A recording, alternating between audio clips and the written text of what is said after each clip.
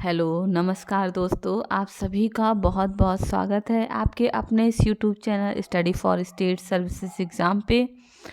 और जैसा कि हम सबको पता है, इस समय जो भी पेपर देने जा रहे हैं आर ओ का कि बहुत ही कम समय बचा हुआ है। इस समय पेपर में हमारा पेपर 11 फरवरी 2024 को होने को है और आज हमारा जो समय ये 13 जनवरी आज हमारी डेट जो है वो हो चुकी है।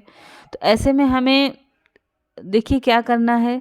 सबसे ज़्यादा ज़रूरी है कि हमें जो फोकस करना है इस समय रिवीजन पे करना है। 30 दिन बचे हैं मैंने लिखा है, लेकिन देखा जाए तो 30 दिन भी नहीं बचे हैं।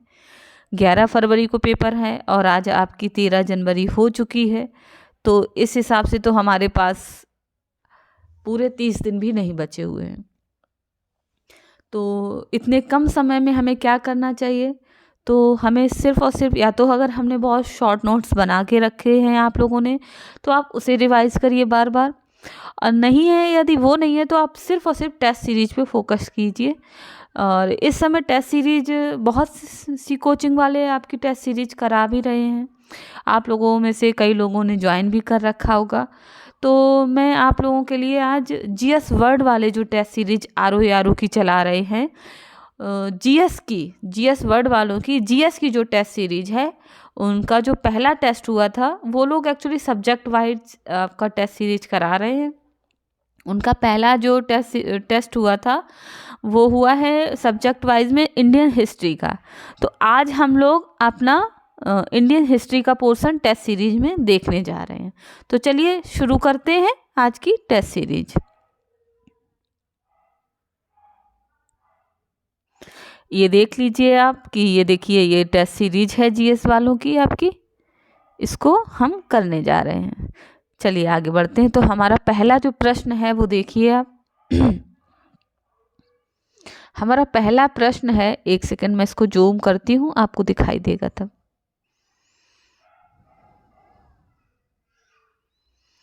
ये देखिए आपके लिए पहला प्रश्न है टेस्ट सीरीज का कि भारत में यूरोपीय व्यापारिक कंपनियों के आगमन के क्रम में सूची फर्स्ट को सूची सेकंड से सुमेलित कीजिए। आपको सूची फर्स्ट को सूची सेकंड से सुमेलित करना है।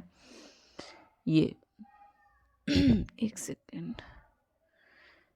1 मिनट रुकिएगा जरा, मैं इसको स्टेबल कर लूँ।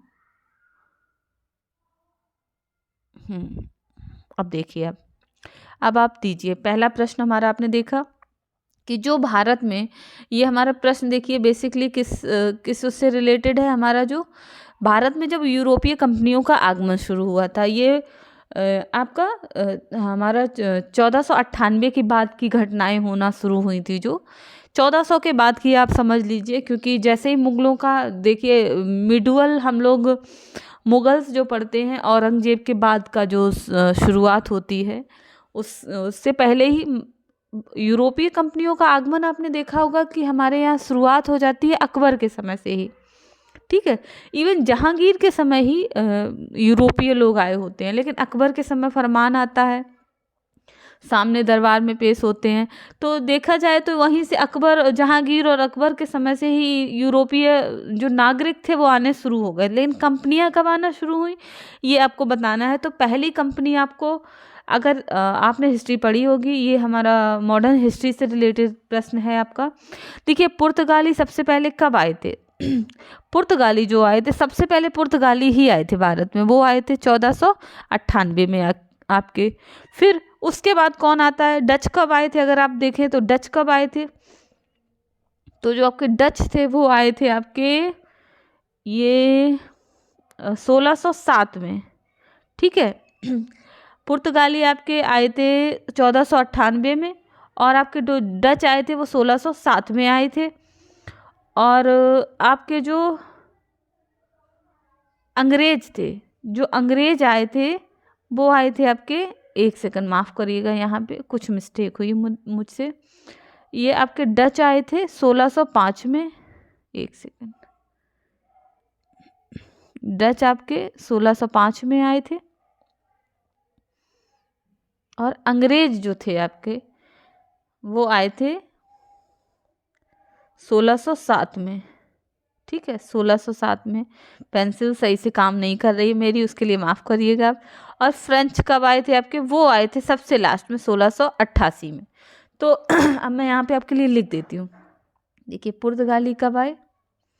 पुर्तगाली आए आपके 1498। ठीक है, 1498 में आए। सही से नहीं लिख रहा है मुझसे, मैं पेन का इस्तेमाल नहीं कर रही हूँ एक्चुअली।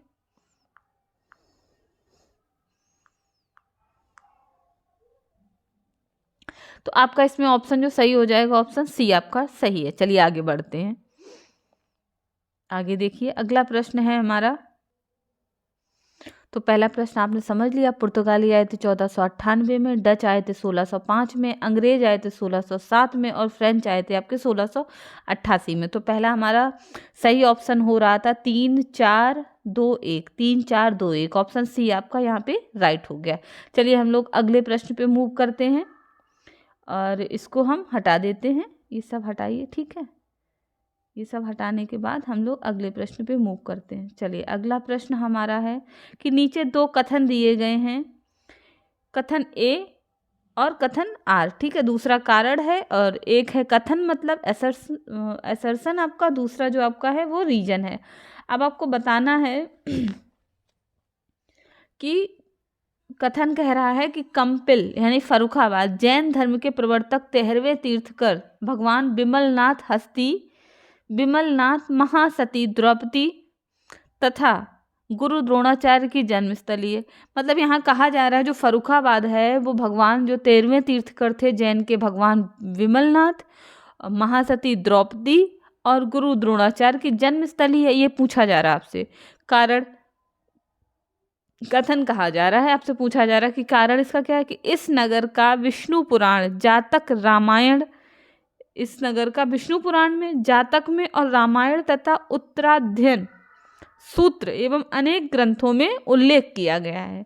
कहने का मतलब ये कथन है और ये कारण है। क्या ये सही है? हाँ, तो इसमें देखिए कथन भी सही है और कारण भी सही है। ये आपका ऑप्शन ए जो है यहाँ पे आपका बिल्कुल सही हो जाता है। अब हम लोग नेक्स्ट प्रश्न पे चलते हैं। हमारा अगला प्रश्न है कि निम्नलिखित में से किसे भारतीय राष्ट्रीय कांग्रेस के अध्यक्ष के रूप में 3 बार चुना गया? आपको बताना है जिसे भारतीय राष्ट्रीय कांग्रेस के अध्यक्ष के रूप में 3 बार चुना गया हो, वो कौन से व्यक्ति थे, आपको ये बताना है। तो वो कौन से व्यक्ति थे?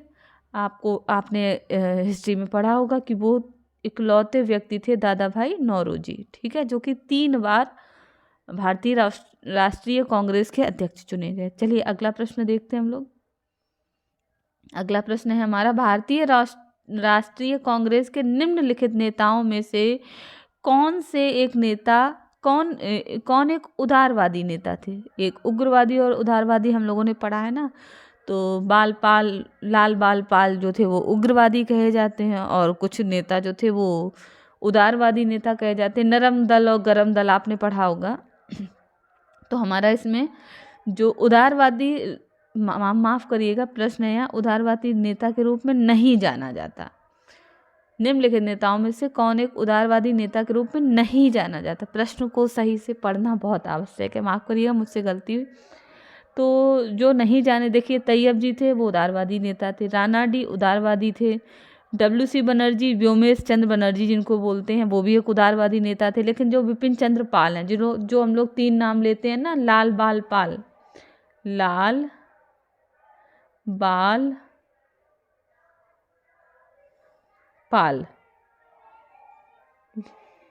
लाला लाजपत राय, बाल गंगाधर तिलक और ये आपके पाल में जो आते हैं विपिन चंद्र पाल आपके। तो ये विपिन चंद्र पाल जो थे ये उदारवादी नेता नहीं, ये क्या थे? उग्रवादी नेता। यही प्रश्न में पूछा गया है। ठीक है, आगे हम लोग दूसरा प्रश्न देखते हैं। अगला प्रश्न अभी हमारा आएगा, देखिए हमारा 5वां प्रश्न है कि स्थानीय स्वशासन के जनक के रूप में कौन प्रसिद्ध हैं? ये तो हम लोगों ने इतने बार इस प्रश्न को पढ़ा है और इतनी बार ये इतने एग्ज़ाम में पूछा गया है कि आपको शायद रटा हुआ होगा कि किसको जाना जाता है, तो लॉर्ड रिपन को। अगला प्रश्न है, निम्नलिखित में से शैक्षिक सुधारों के लिए हंटर कमीशन की नियुक्ति किसने की थी? हंटर कमीशन की नियुक्ति किसने की थी? तो वो भी आपके लॉर्ड रिपन के काल में हुआ था। ये थोड़ा सा सही, लॉर्ड रिपन का काल था। ठीक है, 6 का बी। अगला प्रश्न हम लोग देखते हैं, 7वां प्रश्न हमारा है कि यंग बंगाल आंदोलन का प्रारंभ 19वीं शताब्दी में किसके द्वारा किया गया था? यंग बंगाल का जो प्रारंभ हुआ था, आंदोलन का प्रारंभ 19वीं शताब्दी में किसके द्वारा किया गया था? तो ये प्रश्न भी काफ़ी बार पूछा जा चुका है। इसका सही आंसर है आपका विविलियम डेरोजियो द्वारा। ठीक है, ये आपका ऑप्शन बी आपका बिल्कुल सही आंसर है। अगला प्रश्न देखते हैं। अगला प्रश्न हमारा, वर्नाक्यूलर प्रेस एक्ट 1878 किसने पारित किया था? मतलब कौन से इस समय आपके गवर्नर थे जिसके समय ये एक्ट पारित हुआ था? तो लॉर्ड लिटन के समय ये एक्ट जो था वो पारित हुआ था। अगला प्रश्न है हमारा 9वां प्रश्न पूछा गया, भारतीय विश्वविद्यालय अधिनियम 1904 पारित होने पर भारत का वायसराय कौन था? मतलब उस समय जो भारतीय विश्वविद्यालय अधिनियम 1904 जब पारित हुआ, उस समय भारत का वायसराय कौन था? आपसे पूछा जा रहा। उस समय जो हमारे वायसराय थे वो थे हमारे लॉर्ड कर्जन। 1904 में आपने सुना ही था। इसके बाद देखिए 1905 में हमारा बंगाल विभाजन होता है, तो उससे पहले हमारे वायसराय कौन से थे? वो लॉर्ड कर्जन ही थे। चलिए अगला प्रश्न है 10वां, निम्नलिखित में से कौन सा कांग्रेस का एकमात्र अधिवेशन था जिसकी अध्यक्षता महात्मा गांधी ने की थी? और ये बहुत ही फेमस है एक्चुअली, क्योंकि एक ही बार महात्मा गांधी जी ने अध्यक्षता की है। कई इस तरह के प्रश्न बनते हैं कि कांग्रेस की पहली महिला अध्यक्ष कौन थी, पहली भारतीय महिला अध्यक्ष कौन थी? तो ये भी आपको पता होना चाहिए। वो एकमात्र जो अधिवेशन था बेलगांव 1924 का था, जिसमें हमारे महात्मा गांधी जी ने अध्यक्षता की थी। और ये बेलगांव कहाँ पड़ता है आपको पता है? कर्नाटक में पड़ता है, कर्नाटक। ठीक है, एक सेकंड रुकिएगा, मैं इसे सब इरेज कर दूं, यहाँ बहुत ज़्यादा हौच पौच हो गया। ठीक है, चलिए अब देखिए अगला प्रश्न हमारा है 11वां प्रश्न हमारा जो है, भारतीय राष्ट्रीय कांग्रेस के प्रथम सत्र में कितने प्रतिनिधियों ने भाग लिया था? तो यह प्रश्न भी आपका कई बार पूछा गया है। तो ये इसका आंसर हमारा है कि 72 प्रतिनिधियों ने पहली बार जो अधिवेशन हुआ था तब 72 प्रतिनिधियों ने भाग लिया। अच्छा, मैं आपको इसका एक्सप्लेनेशन भी पूरा डिटेल में बताऊंगी, लेकिन ये प्रश्न के आंसर देने के बाद जब पूरे हम 140 प्रश्न हैं जीएस के, इसमें आज हम आपको 50 प्रश्न कराएंगे। अगला जो वीडियो लाएंगे उसमें आगे के 50 और प्रश्न, फिर आगे के जो 40 बचे होंगे वो, देन हम आपको पूरा जो जीएस का ये टेस्ट सीरीज है इसका एक्सप्लेनेशन भी देंगे। ठीक है, पूरा का पूरा।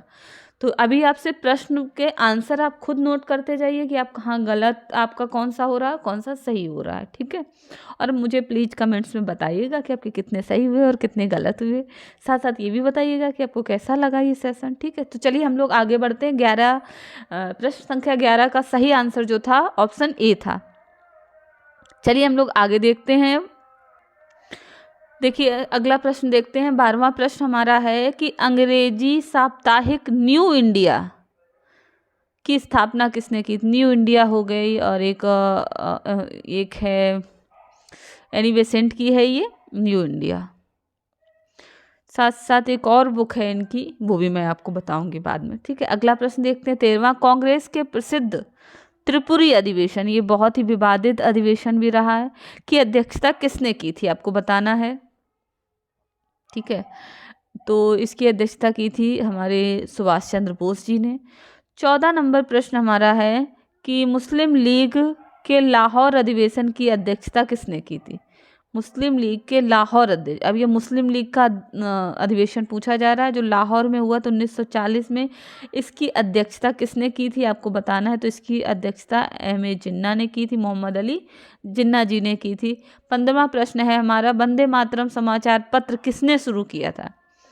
तो वंदे मातरम समाचार पत्र जो था वो शुरू किया था अरविंदो घोष जी ने। ऑप्शन बी हमारा यहाँ ठीक होगा कि अरविंदो घोष जी ने ये वंदे मातरम समाचार पत्र को निकालना शुरू किया था। अगला प्रश्न हमारा 16वां है, निम्नलिखित में से ब्रिटिश इंडिया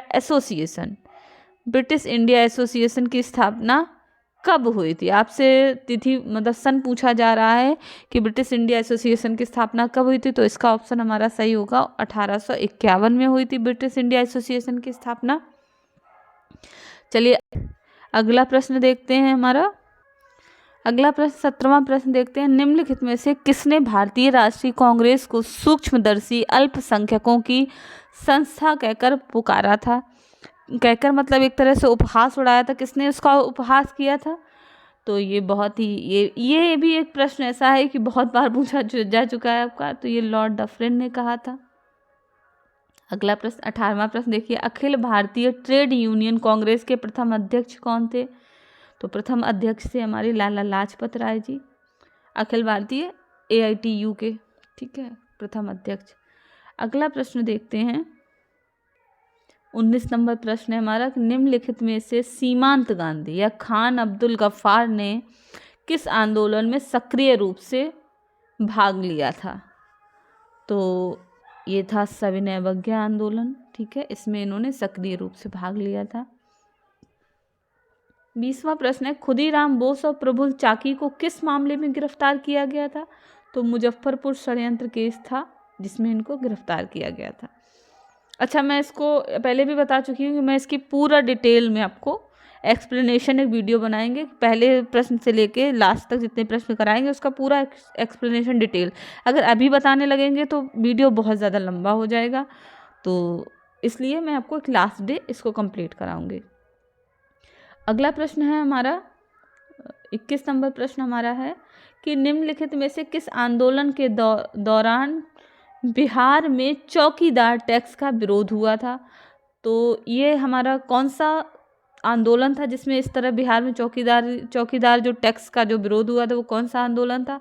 तो वो हमारा था सविनय अवज्ञा आंदोलन के दौरान ही बिहार में चौकीदार जो टैक्स था उसका विरोध किया गया था। अगला प्रश्न हमारा 22वां, निम्नलिखित में से कौन कलकत्ता का संस्थापक था। तो हम लोगों ने ये तो बहुत ही अच्छे से पढ़ा, जॉब चारनोक जो थे वो कलकत्ता के संस्थापक थे। अगला प्रश्न है हमारा, निम्नलिखित में से किसी स्वर्ग से जन्मा सेना नायक कहा गया है। अल्बुकर्क को, रॉबर्ट क्लाइव को, फ्रांसिस डुप्ले को या लॉर्ड कॉर्नवालिस को। इनमें से किसको कहा गया था। तो ये कहा गया था क्लाइव को, ये इसको स्वर्ग से जन्मा सेना नायक कहा गया था। अगला प्रश्न है हमारा, खुदीराम बोस को निम्नलिखित में से किस जेल में फांसी दी गई थी। तो इनको फांसी जो दी गई थी, ये पकड़े गए थे मुजफ्फरनगर केस उसमें अपराध में, और उन्हें मुजफ्फरनगर में ही फांसी दी गई थी। खुदीराम बोस और प्रफुल्ल चाकी जो दो लोग पकड़े गए थे मुजफ्फरनगर केस में। और अगला प्रश्न है हमारा, गांधी इरविन समझौते पर हस्ताक्षर किए थे किसने। मतलब कितनी तारीख को गांधी और इरविन समझौता जो हुआ था उस पर कितनी तारीख को सिग्नेचर हुए थे आपको बताना है। तो वो हमारी जो तारीख थी वो थी 5 मार्च 1931 को हुआ था ये सिग्नेचर। चलिए अगला प्रश्न देख। अगला प्रश्न हमारा 26 नंबर है, निम्नलिखित में से कौन सी लड़ाई भारत में एंग्लो फ्रांसीसी प्रतिद्वंद्विता में निर्णायक साबित हुई थी। कौन सी लड़ाई थी जो एंग्लो फ्रांसीसी मतलब अंग्रेजों और फ्रांसीसियों के मध्य जो हुई, और जब वो लास्ट में एक निर्णायक साबित हुई, मतलब जिसके बाद तय हो गया था कि अब भारत में किसका शासन होगा, अंग्रेजों का या फ्रांसीसियों का। तो उस लड़ाई को किस नाम से जाना जाता है। तो वो लड़ाई थी हमारी बांडीवास का युद्ध। ये B option is right for this question. Next question is 27, निम्नलिखित में से कौन व्यक्ति चटगांव शस्त्रागार छापे से जुड़ा था।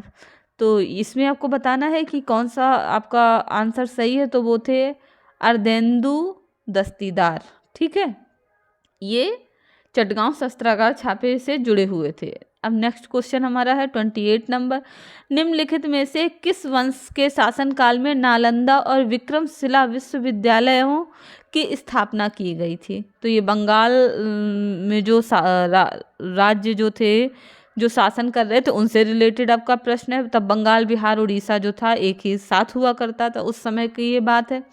तो किस वंश के शासनकाल में नालंदा और विक्रमशिला विश्वविद्यालयों की स्थापना हुई थी? तो आपको बताना है। इसका सही आंसर जो हमारा होगा B option, Pal.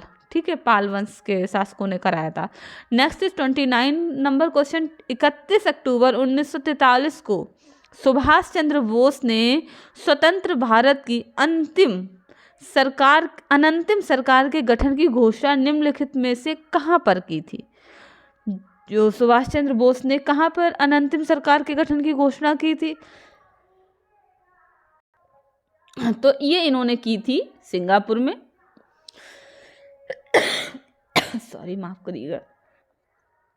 Next question is 30, Bharat का राष्ट्रगान जन गण मन पहली बार भारतीय राष्ट्रीय कांग्रेस के किस सत्र में गाया गया था? तो ये सन नहीं पूछ रहा, बस किस सत्र में, कहाँ जो अधिवेशन हुआ, कहाँ पे गाया गया, ये पूछा जा रहा है। तो आपको पता है राष्ट्रगान हमारा कलकत्ता में गाया गया था सब सर्वप्रथम। अब 31 नंबर क्वेश्चन है, 1906 में कलकत्ता में आयोजित कांग्रेस अधिवेशन का अध्यक्ष निम्नलिखित में से कौन था? 1906 में कलकत्ता में जो कांग्रेस का अधिवेशन हुआ था उसके अध्यक्ष कौन थे? तो आपको बताना है कौन थे अध्यक्ष। यहाँ पे थे आपके दादा भाई नौरोजी। और इसी के बाद 1907 में जो अधिवेशन हुआ था जिसमें ये लोग नरम दल और गरम दल का विभाजन हो गया था। ठीक है, इसमें रास बिहारी बोस आपके अध्यक्ष थे। चलिए अब हम लोग नेक्स्ट क्वेश्चन देखते हैं। 32 नंबर क्वेश्चन है हमारा, असहयोग आंदोलन किस कांग्रेस अधिवेशन में अपनाया गया था? आपको बताना है कि किस अधिवेशन में इसको अपनाया गया था। तो ये अपनाया गया था हमारा नागपुर अधिवेशन। Option B is right, Nagpur अधिवेशन 1920 में। नेक्स्ट क्वेश्चन है 33, निम्नलिखित में से किस अधिवेशन में कांग्रेस का विभाजन हुआ था? तो अभी हमने बताया था आपको सूरत अधिवेशन था, 1907 में आपका ये विभाजन हुआ था। नेक्स्ट क्वेश्चन है आपका, निम्नलिखित में से किसे कांग्रेस अधिवेशन में पूर्ण स्वराज कांग्रेस अधिवेशन में पूर्ण स्वराज की मांग को अपनाया गया था? पूछा जा रहा है कि किस अधिवेशन में पूर्ण स्वराज की मांग को अपनाया गया था? तो वो हमारा था आपका लाहौर अधिवेशन। डी ऑप्शन सही है आपका यहाँ पे। फिर है आपका 1924 में कांग्रेस के बेलगाम शिखर सम्मेलन के दौरान कांग्रेस के अध्यक्ष कौन थे? इसी को देखिए अभी उल्टा करके पूछ चुके हैं ये कि महात्मा गांधी ने कौन से अधिवेशन की अध्यक्षता की थी। कुछ ही सवाल पहले ये अभी क्वेश्चन ये आया था हमारा, हम लोगों ने देखा था, तो महात्मा गांधी ने की थी। अगला प्रश्न है हमारा, दादा भाई नौरोजी निम्नलिखित में से किस समाचार पत्र के संपादक थे? दादा भाई नौरोजी, हमने बहुत बार ये चीज़ पढ़ी हुई है। जो गिरफ्तार है, रफ्त गिरफ्तार, इस समाचार पत्र के ये संपादक थे। अगला हमारा 37 नंबर है, प्रांतों में द्वैध शासन की समाप्ति की सिफारिश निम्नलिखित में से किस अधिवेशन के द्वारा की गई थी? प्रांतों में द्वैध शासन था, उसका समाप्ति किस उससे किया गया? और आपको एक चीज़ और पता होनी चाहिए कि प्रांतों में शासन समाप्त हुआ था द्वैध, और जबकि केंद्र पे द्वैध शासन की शुरुआत हुई थी इसी से। तो हमारा था भारतीय शासन अधिनियम, भारत सरकार अधिनियम जो 1935 था हमारा। हमारा नेक्स्ट क्वेश्चन है 38, 1927 में मंदिर प्रवेश आंदोलन किसने शुरू किया था? तो 1927 में हमारा मंदिर प्रवेश आंदोलन जो शुरू किया था वो किया था आपके भीमराव अंबेडकर जी ने, BR अम्बेडकर जी। ठीक है, अगला प्रश्न हमारा 39। नेक्स्ट क्वेश्चन देखते हैं 39, अलीगढ़ आंदोलन निम्नलिखित में से किसके द्वारा शुरू किया गया था? तो ये शुरू किया गया था सर सैयद अहमद द्वारा। Option D is right for this question.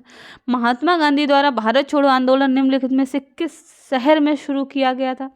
तो ये बम्बई से शुरू किया गया था। अगला प्रश्न है 41 नंबर, निम्नलिखित में से किस शासक ने कहा कि हिंदुस्तान को मुस्लिम दार उल इस्लाम राज्य में परिवर्तन करना असंभव है? ये किसने कहा था? तो ये कहा था इल्तुतमिश जी ने। Option B is right.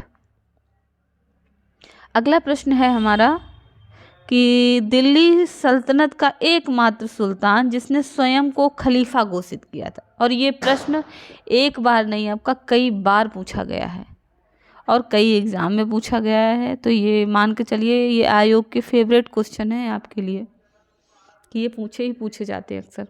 तो इस प्रश्न का सही आंसर जो आपका है वो है कुतुबुद्दीन ऐबक जी ने किया था, सॉरी माफ़ करिएगा, कुतुबुद्दीन मुबारक खिलजी ने किया था। ऑप्शन सी आपका सही है, कुतुबुद्दीन मुबारक खिलजी। ठीक है, अगला प्रश्न है मध्यकालीन भारतीय इतिहास में निम्नलिखित में से चौधरी कौन होता था? कौन होता था जो चौधरी कहलाता था? ऑप्शन ए आपका 100 गांवों का एक प्रमुख, 100 गांवों का प्रमुख अधिकारी जो होता था वो, बी ऑप्शन गांव का मुखिया, सी है 10 गांव का अधिकारी, या डी उपयुक्त में से कोई नहीं।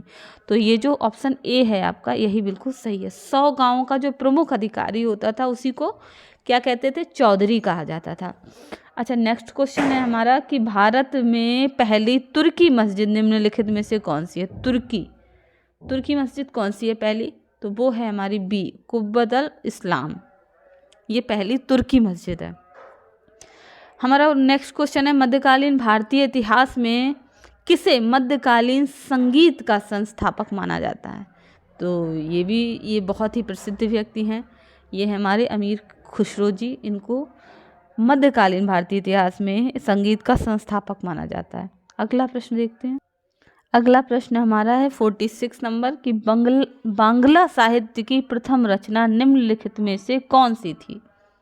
बांग्ला साहित्य में तो ये थी हमारी ऑप्शन सी चर्यापद। ठीक है, ये है आपकी ये सी नंबर। 47 गुलरुखी उपनाम के नाम से कौन सा शासक फारसी में कविताएं लिखता था? तो ये थे आपके सिकंदर लोदी जो फारसी में गुलरुखी नाम से कविताएं लिखते थे। ठीक है, ऑप्शन डी। 48 नंबर है अटाला मस्जिद का निर्माण किस शासक ने कराया था? तो अटाला मस्जिद भी बहुत पूछी जाती है, इब्राहिम सरकी द्वारा कराया गया था ये। अगला प्रश्न है हमारा गुजरात के किस शासक को जरबख्श की उपाधि दी गई थी? गुजरात के किस शासक को जरबख्श की उपाधि दी गई थी? तो ये दी गई थी महमूद बेगड़ा को। और हमारा अंतिम आज का जो प्रश्न हम आपसे पूछने जा रहे हैं, आज 85 प्रश्न हम लोग करेंगे, वो है निम्नलिखित में से साहित्यकारों ने किसे 3 समुद्रों का स्वामी कहा था? तो किसको कहा था साहित्यकारों ने 3 समुद्रों का स्वामी? हरिहर प्रथम को, या बुक्का प्रथम को, हरिहर द्वितीय, या उपरोक्त में से कोई नहीं? तो आपको बताना इसमें से एक्चुअली बुक्का प्रथम को जो साहित्यकार थे उन्होंने उनको 3 समुद्रों का स्वामी कहा था। तो आज हम लोगों का ये सेशन यहीं समाप्त हो रहा है। नेक्स्ट सेशन में हम आपके लिए फिर से और जो 50 प्रश्न है वो लेके आएंगे। एक्चुअली वीडियो बहुत बड़ा हो जाएगा, तो मेरे पास जो मैं अपने फ़ोन से ही एक्चुअली वीडियो भी बना रही हूँ, तो बहुत ज़्यादा इसमें मुझे थोड़ा सा दिक्कत होती है बड़ा वीडियो बना के अपलोड करने में एक्चुअली। तो ठीक है, आज हम लोग यही सेशन समाप्त कर रहे हैं और प्लीज़ सपोर्ट कीजिए मुझे। अगर अच्छा लगे आपको तो वीडियो को प्लीज़ लाइक करिएगा और चैनल को सब्सक्राइब करिएगा। साथ ही साथ अगर कुछ पूछना हो, आपको कोई क्वेरी हो, इसका एक्सप्लेनेशन पूरा वीडियो का पूरा एक्सप्लेनेशन मैं आपको एक लास्ट वीडियो में दूंगी हर एक प्रश्न का। लेकिन उसके बावजूद भी अगर कोई आपको पूछना हो, कुछ क्वेरी हो, तो आप कमेंट्स में ज़रूर पूछिएगा।